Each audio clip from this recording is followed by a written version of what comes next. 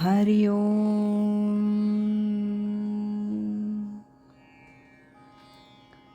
पूजनीय स्वामी भक्त डॉक्टर सुषमाताई वाटवे यांनी लिहिलेल्या स्पर्श परिसाचा या ग्रंथमालिकेतील पहिल्या भागाचं वाचन आपण ऐकत आहोत.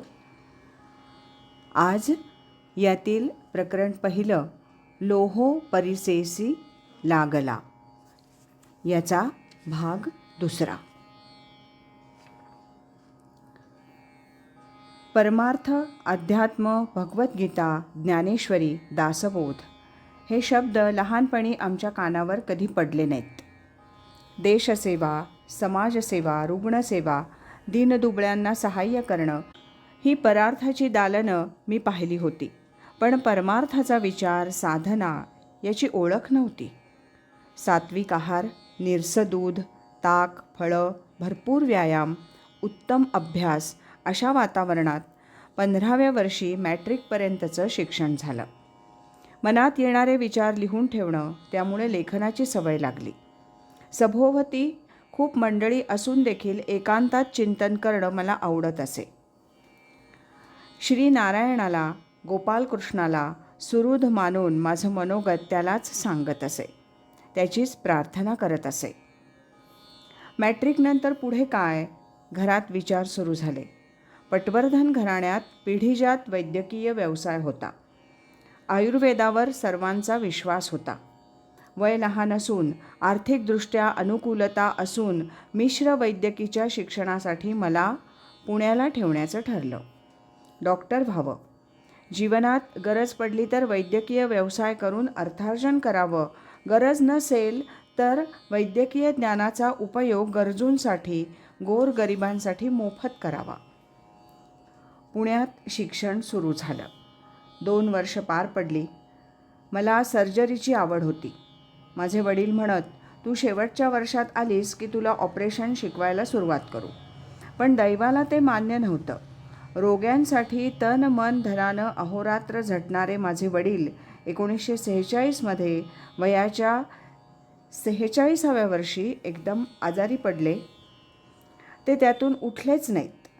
वडिलांच्या निधनानं पटवर्धन कुटुंबाची वाताहत झाली. आम्ही सर्व मंडळी गाव सोडून इतस्ततः पांगलो. सारा गाव हळहळला, कारण डॉक्टरांच्या घराच्या सावलीत अनेकांना विश्रांती मिळाली होती. हर तऱ्हेचं सहाय्य मिळालं होतं. 1946 ते 1968 हा काळ वेगळ्या वातावरणात गेला.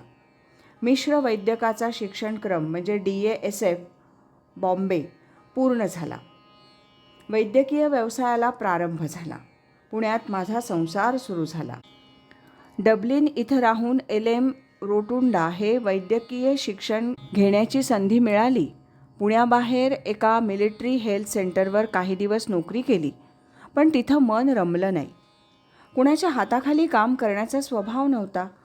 स्वतंत्र कर्तबगारीला वाव नव्हता, म्हणून पुण्यात प्रसूतिगृह, दवाखाना सुरूच केला.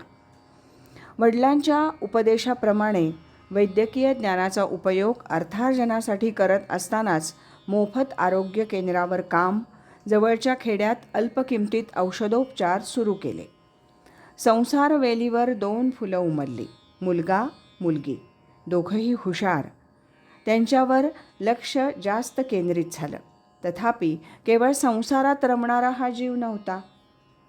कधी कधी एकांत मिळाला की मनात येई, हे काय जीवन आहे, आपण कशासाठी जगतो. पशुपक्ष्यांनाही पिलं होतात, पक्षी घरटी बांधतात, मग माणसाचं वेगळंपण काय. पण त्याचं उत्तर देणारं कुणी भेटलं नाही.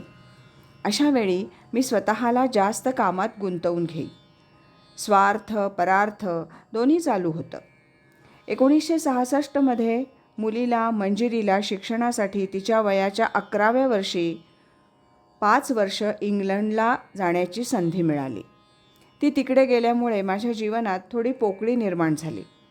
तिच्या काळजीनं मन व्यग्र राहू लागलं. कुणीतरी सुचवलं, ज्ञानेश्वरी वाचा. ज्ञानेश्वरी हातात आली. BAला बसायचं ठरवलं. नामदेवांची गाथा हातात आली. लहानपणापासून वाचनाचा मोठा छंद, निरनिराळ्या विषयावर तज्ज्ञांची व्याख्यानं ऐकण्याचा छंद, त्याबरोबरच मनात येणारे विचार लिहून ठेवण्याचा छंद. या सहज जोपासल्या गेलेल्या छंदांचा उपयोग भविष्यकाळात मला माझ्या जीवनकार्यासाठी होईल अशी त्यावेळी कल्पना नव्हती. 1968 पासून जीवनाला पुन्हा निराळं वळण लागलं. संत वाङ्मयानं मन बुद्धीची पकड घेतली. त्या सुमारास वेगवेगळे स्वप्न दृष्टांत होऊ लागले. एकदा एक अनोळखी व्यक्ती माझ्या घरी येऊन मला म्हणत होती, चला निघायचं. ती व्यक्ती कोण, ती मला कुठं जायचं म्हणत होती ते मला कळेना. पण मी म्हटलं, माझा संसार, माझी मुलं, मी कशी येणार. स्वप्न संपलं.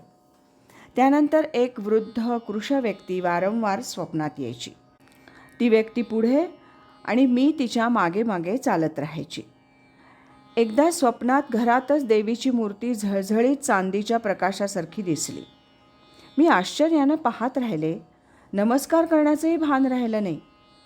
त्याच स्थानी एकदा मी ज्ञानेश्वरी वाचत असताना अंतर्शक्ती जागृत झाली. देहात विलक्षण खळबळ माजून राहिली. त्याचा बाह्य दृश्य परिणाम वक्तृत्व, लेखन, काव्य स्फुरू लागलं. यापूर्वी ज्याचा स्पर्श माझ्या जीवनाला कधी झाला नव्हता त्या गोष्टी घडू लागल्या. विविध विषयांवरचं लेखन प्रसिद्ध होऊ लागलं. व्याख्यानं सुरू झाली. अध्ययन आणि अध्यापन. अधिकारी व्यक्तीकडून एखादा विषय समजून घ्यायचा आणि तो जिज्ञासू व्यक्तींपर्यंत पोहोचवायचा हा माझा स्वभाव. वैद्यकीय व्यवसायात देखील रोग्यांना नुसतं औषध न देता आजारी पडू नये म्हणून काय काळजी घ्यावी हे मी सांगत असे. या शिक्षकी पिंडामुळेच अनेक वर्ष आकाशवाणी, वृत्तपत्र, मासिकं यातून लेखन घडलं. आहार, आरोग्य, बालजीवन, स्त्रीजीवन यावरील लेखनातूनच कशी मी अशी मी, वैद्यकीय आणि मानसशास्त्रीय दृष्टिकोनातून स्त्रीजीवन हे पुस्तक प्रकाशित झालं. पुढे त्याच्या 5 आवृत्त्या निघाल्या.